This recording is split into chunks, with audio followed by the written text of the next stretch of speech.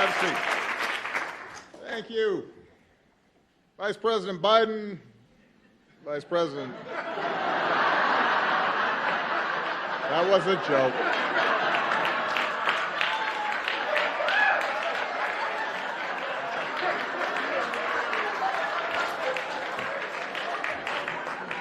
That was all set up.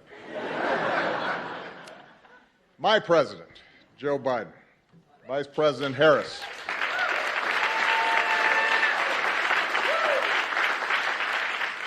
our dear friend, Madam Speaker, Nancy Pelosi, all the members of Congress who are in attendance today, the members of Cabinet, it is good to be back in the White House. It's been a while. I confess, I heard some changes have been made by the current president since I was last here. Apparently, Secret Service agents have to wear aviator glasses now. The Navy mess has been replaced by a Baskin-Robbins. And there's a cat running around, which I guarantee you Bo and Sonny would have been very unhappy about. But coming back, even if I have to wear a tie, which I very rarely do these days, gives me a chance to visit with some of the incredible people who serve this White House and who serve this country every single day. A lot of times out of the limelight. They make this government function, and they help people in ways big and small. And from the outside, sometimes people don't understand just how grueling this is and how many sacrifices people make. Because those of us who are in front of the cameras oftentimes get the credit. But it's a lot of people who are devoted day in, day out to making this country better that matter, and a lot of them are represented here. And that's not just in the West Wing, by the way. It's also in the residence. There were a lot of people who looked after our families that I will always be grateful to. So it's wonderful to be back to say thank you to all of you. But most of all, coming back here gives me a chance to say thank you and spend some time with an extraordinary friend and partner who was by my side for 8 years. And Joe Biden and I did a lot together.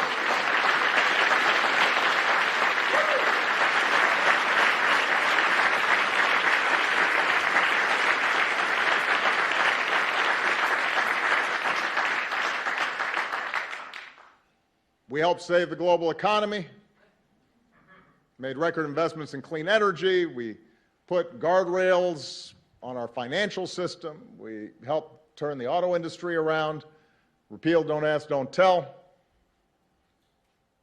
But nothing made me prouder than providing better health care and more protections to millions of people across this country.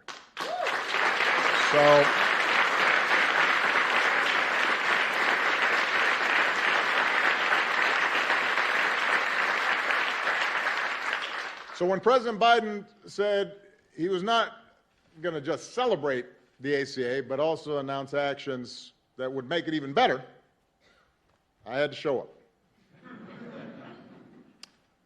I think it's been well documented just how difficult it was to pass the ACA. You can get a lot of testimony here in case folks haven't heard. You know, as a country, we have been talking about reforming health care for 100 years.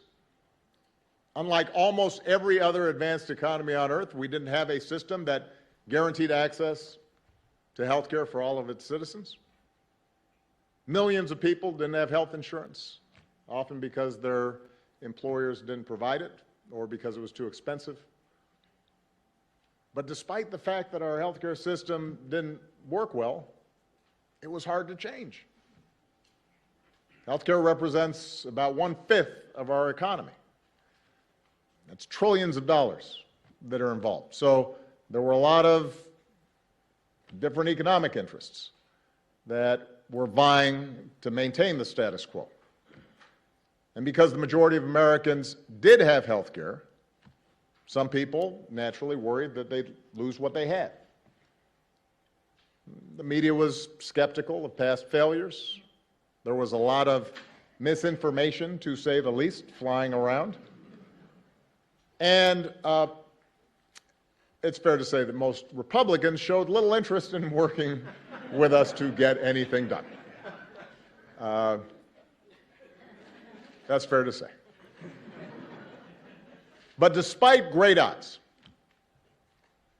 Joe and I were determined, because we'd met too many people on the campaign trail who'd shared their stories, and our own families had been touched by illness. And as I said to our dear friend Harry Reid, who is missed, wished he was here today, because he took great pride in what we did. I intended to get health care passed, even if it cost me re-election, which for a while looked like it might.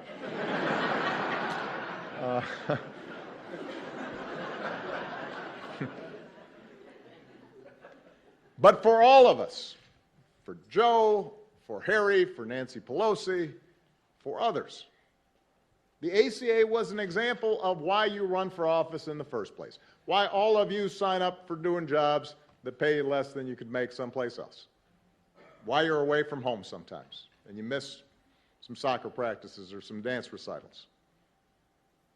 Because we're not supposed to do this just to occupy a seat or to hang on to power. But we're supposed to do this because it's making a difference in the lives of the people who sent us here.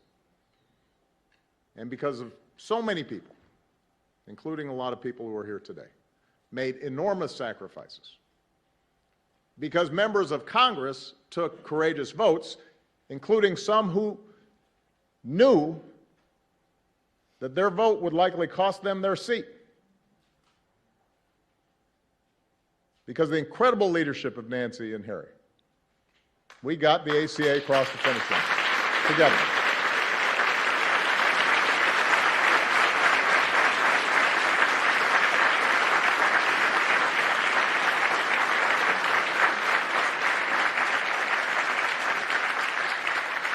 And the night we passed the ACA, I've said it before, it was a high point of my time here, because it reminded me and it reminded us of what is possible. But, of course, our work was not finished. Republicans tried to repeal what we had done, again and again and again. And they filed lawsuits that went all the way to the Supreme Court 3 times. I see Don Marilla here, who had to defend a couple of them.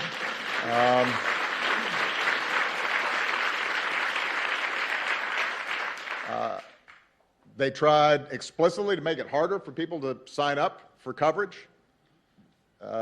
And let's face it, it didn't help that when we first rolled out the ACA, the website didn't work.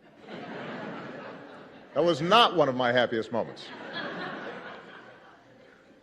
So given all the noise and the controversy and the skepticism, it took a while for the American people to understand what we had done. But lo and behold, a little later than I'd expected, a lot of folks, including many who had initially opposed health care reform, came around. And today, the ACA hasn't just survived, it's pretty darn popular. And the reason is because it's done what it was supposed to do. It's made a difference. First 20 million, and now 30 million people have gotten covered thanks to the ACA.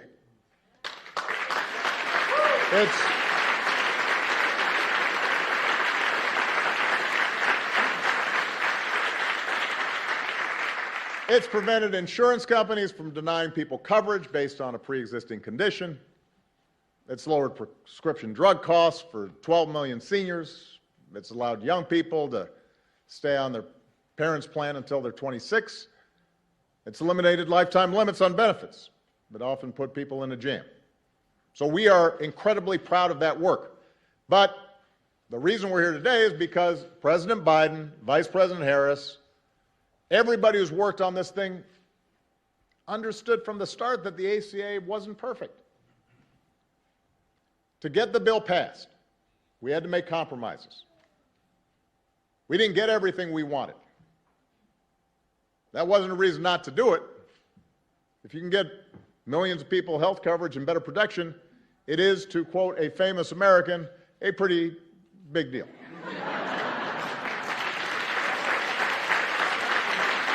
That's what it is.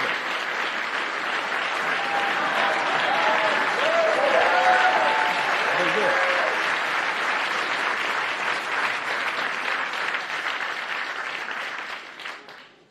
But there were gaps to be filled. Even today, some patients still pay too much for their prescriptions. Some poor Americans are still falling through the cracks. In some cases, healthcare subsidies aren't where we want them to be, which means that some working families are still having trouble paying for their coverage. Here's the thing, that's not unusual when we make major progress in this country. The original Social Security Act left out entire categories of people, like domestic workers and farm workers. That had to be changed. In the beginning, Medicare didn't provide all the benefits that it does today. That had to be changed. Throughout history, what you see is that it's important to get something started, to plant a flag, to lay a foundation for further progress. The analogy I've used about the ACA before is that in the same way that was true for early forms of Social Security and Medicare, it was a starter home. It secured the principle of universal health care, provided help immediately to families, but it required us to continually build on it and make it better. And President Biden understands that, and that's what he's done since the day he took office. As part of the American Rescue Plan, he lowered the cost of health care even further for millions of people. He made signing up easier. He made outreach to those who didn't know they could get covered. Make sure that they knew. Made that a priority. And as a result of these actions, he helped a record 14.5 million Americans get covered during the most recent enrollment period.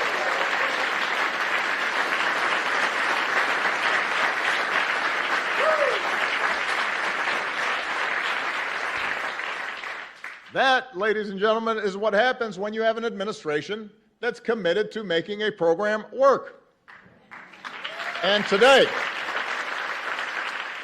the Biden-Harris administration is going even further by moving to fix a glitch in the regulations that will lower premiums for nearly 1 million people who need it and allow 200,000 more uninsured Americans get access to coverage.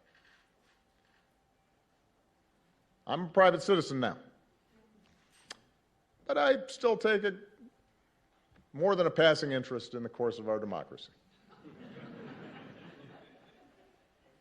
But I'm outside the arena, and I know how discouraged people can get with Washington. Democrats, Republicans, Independents. Everybody feels frustrated sometimes about what takes place in this town. Progress feels way too slow sometimes. Victories are often incomplete. And in a country as big and as diverse as ours, consensus never comes easily. But what the Affordable Care Act shows is that you are driven by the core idea that together we can improve the lives of this generation and the next. And if you're persistent, if you stay with it and are willing to work through the obstacles and the criticism and continually improve where you fall short, you can make America better. You can have an impact on millions of lives. You can help make sure folks don't have to lose their homes when they get sick, that they don't have to worry whether a loved one is going to get the treatment they need. President Joe Biden understands that. He has dedicated his life to the proposition that there's something worthy about public service and that the reason to run for office is for days like today. So I could not be more honored to be here with him as he writes the next chapter in our story of progress. I'm grateful for all the people who've been involved in continuing to make the ASA everything it can be, and it is now my great privilege to introduce the 46th President of the United States, Joe Biden.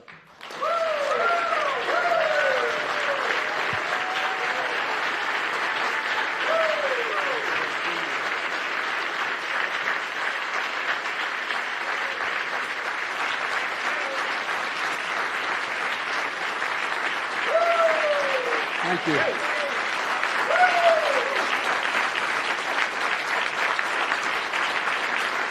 Thank you, thank you, thank you. Please. Thank you. Thank you.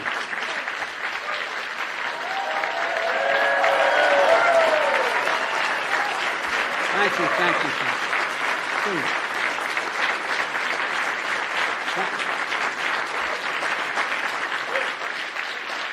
Please. Thank you.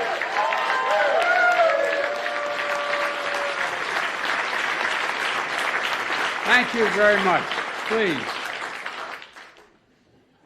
My name is Joe Biden. I'm Barack Obama's Vice President. And I'm Jill Biden's husband. By the way, the only reason Jill's not here today, she's working. She's teaching. And so I just want you to know that's why she's not here. Good afternoon, everyone. Mr. President, welcome back to the White House, man. Feels like the good old days. Being here with you brings back so many good memories. We just had lunch together, and we weren't sure who was supposed to sit where. Look, it's fitting that the first time you return to the White House is to celebrate a law that's transforming millions of lives because of you. And I say because of you. We had a lot of help, the staff, and I helped a little bit, but it's because of you. A law that shows hope leads to change. And you did that. You did it. Let's be honest. The Affordable Care Act has been called a lot of things, but Obamacare is the most fitting. Obamacare. True.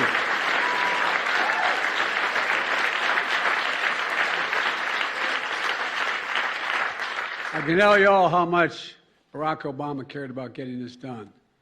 Throughout the countless hours of negotiations and the relentless political attacks, he never, ever, ever gave up. And I guarantee you that. If I had time, I could tell you all the times when he'd say, should we compromise, should we do?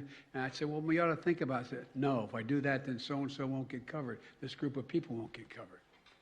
And whether it was after meeting during our weekly lunch, and we met every single day, he'd remind me why we're doing this in the first place.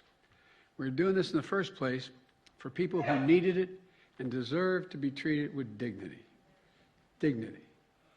The idea that when you can't afford health insurance for your children, for your spouse, male or female, it doesn't matter. Not only are they in trouble, but you're deprived of your dignity. Barack, you talked about the idea that it was important that we make sure that you couldn't outrun your insurance. I can remember there with Bo, thinking to myself, what would I do if they walked in and said, you've outrun your time here? And there were still 35 days to live. The things that change people's lives.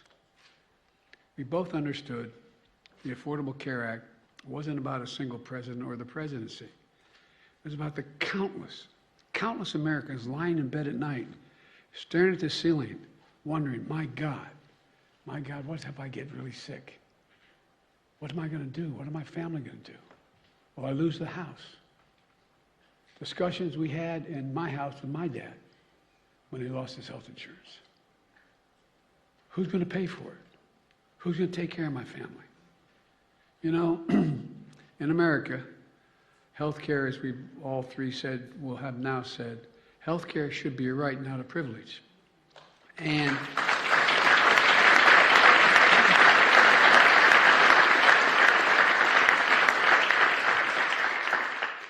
with the help of members of Congress, especially Nancy, and the advocates for families who are here today. 12 years ago, last month, 12 years ago, we made a good effort toward that proposition, and it should be right. And Barack, when you signed the Affordable Care Act into law, it became the most consequential piece of health insurance, most consequential piece of legislation, in my view, since the creation of Medicare and Medicaid in 1965. It made a difference in people's lives every day. You just talked about where we were before the Affordable Care Act and what happened in the past 12 years to make life a lot better for people. Well, I'd like to talk about where we go from here, because we knew back then, as the President said, we knew that we had to keep strengthening this legislation. Look, that's why I ran for president, and I promised to protect and build upon the Affordable Care Act. As soon as I entered office, that's exactly what Kamala and I did, and what our administration and the Democrats in Congress here today did.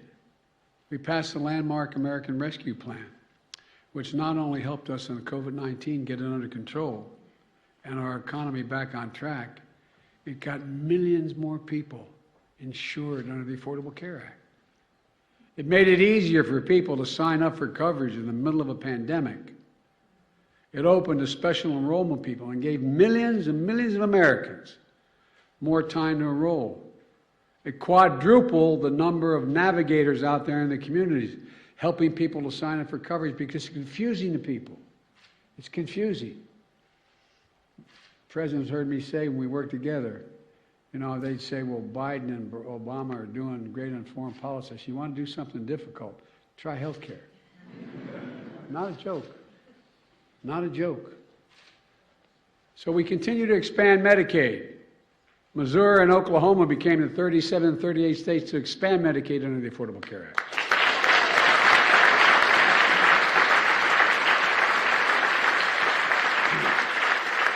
And as been mentioned, over 31 million people now have health insurance through the Affordable Care Act.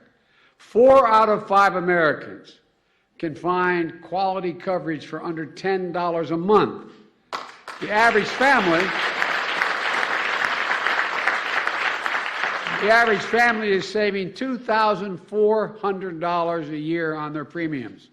That's $200 every single month, available for other needs in their lives, from gas to groceries to other basic necessities. The bottom line is this: the Affordable Care Act is stronger now than it has ever been. And today,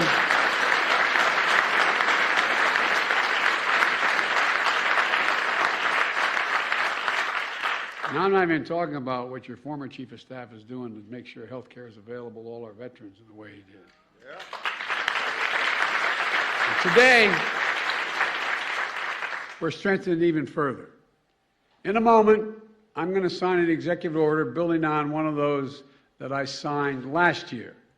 It directs federal agencies to continue doing everything in their power to expand quality and affordable health care coverage, making it easier for people to enroll in and keep their coverage, helping people better understand their coverage options, and to be able to pick the best option for that family, taking steps to strengthen benefits, lower costs, and expand eligibility, protecting Americans from low-quality coverage that can lead to a mountain of medical debt.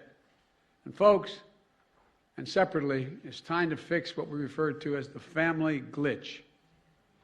Now, the family glitch, everybody in this room probably knows what it is. But it's a common issue facing 5 million Americans who can't get financial help to get coverage under the Affordable Care Act. And here's the problem. Under the current rules, a working mom is told, as long as she can afford employer-based coverage for herself, she can't qualify for premium subsidies to afford coverage for her family. Cover her, but not her family. We're working to change that.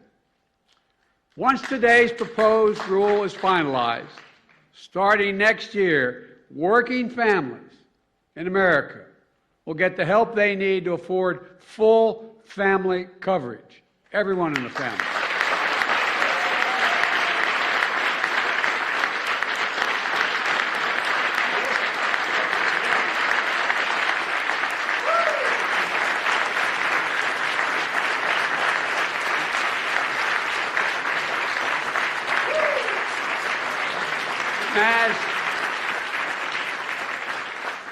As a result, families will be saving hundreds of dollars a month. With this change, it's estimated that 200,000 presently uninsured Americans are going to gain coverage. Nearly 1 million Americans will see their coverage become more affordable. This is considered one of the biggest things my administration can do: lower cost and expand coverage. And we're taking steps today to get that done. So look, folks, but we need to keep up the fight. Our Republican colleagues, as they say in Southern Delaware, they haven't changed a whole hell of a lot. Good folks, but haven't changed a lot. They continue to attack the Affordable Care Act. They're unrelenting. They haven't stopped. Mr. President, since you signed the law, they haven't stopped for 1 second. Multiple court challenges you mentioned, sabotage from the previous administration. Over 70 attempts to repeal the law by Republicans in Congress. In fact, just last month, the distinguished senator from Wisconsin said, if Republicans get back in power, they should try to repeal the Affordable Care Act. Again try. Today, 12 years later, Republicans have not stopped their attacks on this life-saving law. So pay very close attention, folks. If Republicans have their way, it means 100 million Americans with pre-existing conditions can once again be denied health care coverage by their insurance companies. That's what the law was before Obamacare. In addition, tens of millions of Americans could lose their coverage, including young people who will no longer be able to stay on their parents' insurance policy at age 26. Premiums are going to go through the roof. Well, I got a better idea. Instead of destroying the Affordable Care Act, let's keep building on it. Let's extend it. Extend.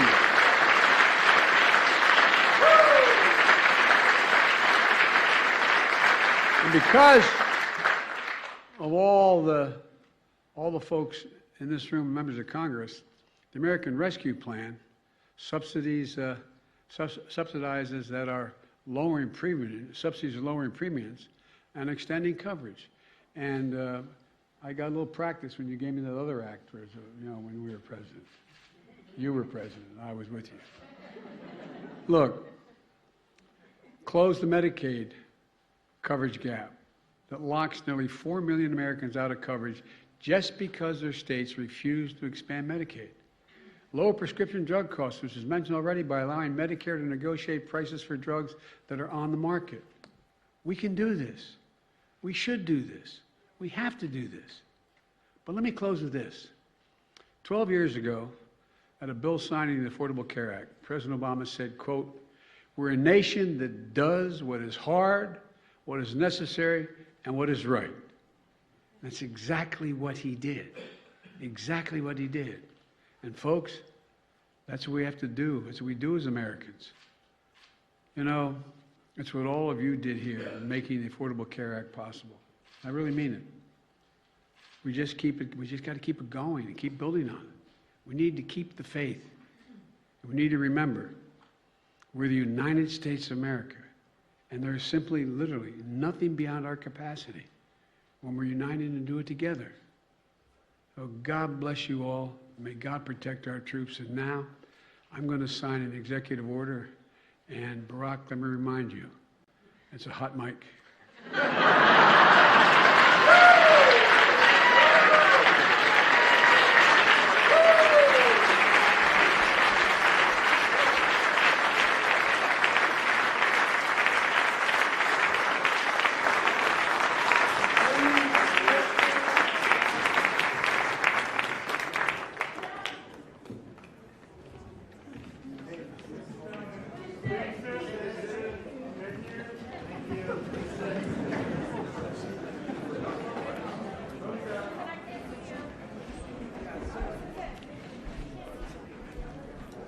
See everybody?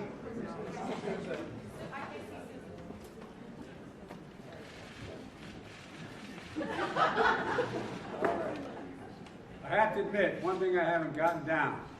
Barack Obama could sign his name using 9 different pens.